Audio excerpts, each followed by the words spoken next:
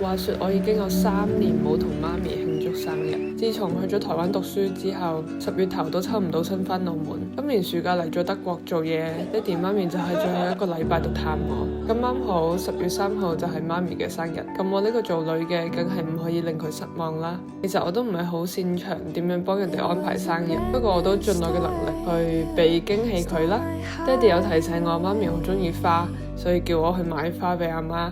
正日當日我有2場表演要做，係有啲忙嘅，同埋加埋嗰日係 National Day， 所以全部鋪頭都會閂晒，咁我一定要煮飯俾佢哋食。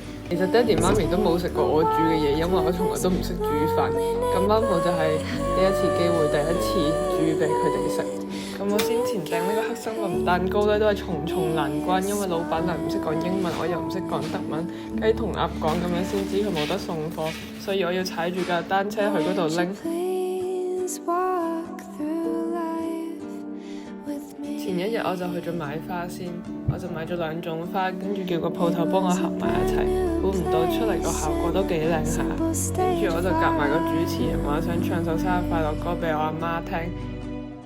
Happy birthday to you, happy birthday to you, happy birthday dear Sally, happy birthday to you。最後睇阿爸阿媽個樣都幾開心咁應該都算成功嘅。